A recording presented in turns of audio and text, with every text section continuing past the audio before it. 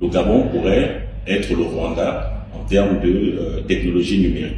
Je suis Charles Kina. J'ai travaillé dans plusieurs industries, notamment l'aérien avec Air Gabon, les télécommunications avec Gabon Télécom, Celtelzen qui est devenu ensuite Airtel. J'ai fondé en 2016 Digitech Africa, qui est une fintech, avec une première grande réalisation en 2016 avec l'université Omar Bongo.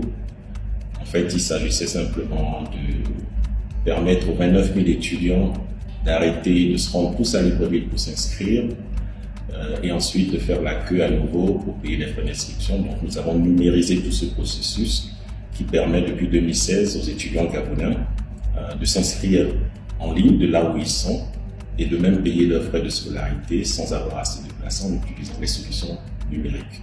Digitech Africa, c'est également un peu moins de 20 Gabonais qui travaillent tous les jours, qui sont formés et perfectionnés au métier du numérique.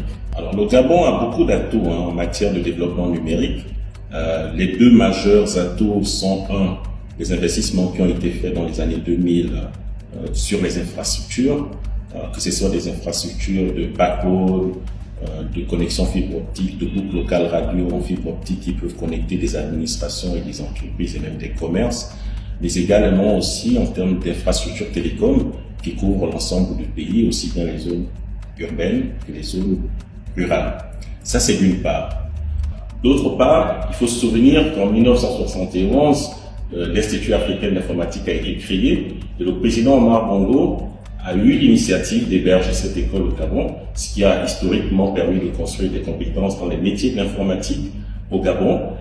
Et ces compétences, d'ailleurs, on le voit bien aujourd'hui, s'expatrient en dehors du Gabon, sur l'Afrique et même ailleurs. Il y a un certain nombre de choses qu'il faut prendre en compte, notamment la digitalisation, la numérisation des services publics. Une chose également qui est extrêmement importante, c'est un accès prioritaire à la commande publique aux entreprises du numérique gabonais. Moi, j'ai un rêve.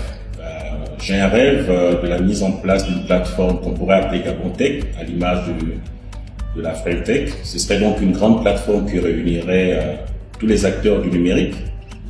Cette plateforme aurait un événement annuel, donc un rendez-vous annuel qui permettrait de recevoir chez nous au Gabon chaque année tous les experts mondiaux dans le numérique de façon à discuter des nouvelles tendances dans le numérique, mais également d'exposer nos jeunes qui évoluent dans le numérique sur des événements internationaux, sur la plupart des plateformes des rendez-vous à l'international dans le numérique. Ces jeunes pourraient également, à travers cette plateforme, accompagner nos membres du gouvernement, nos équipes gouvernementales dans différentes missions en fonction des différentes compétences des uns et des autres. Mon message pour ces jeunes, c'est deux choses. La première, aimons le Gabon, aimer le Gabon. La deuxième, rêvez grand, rêvons grand.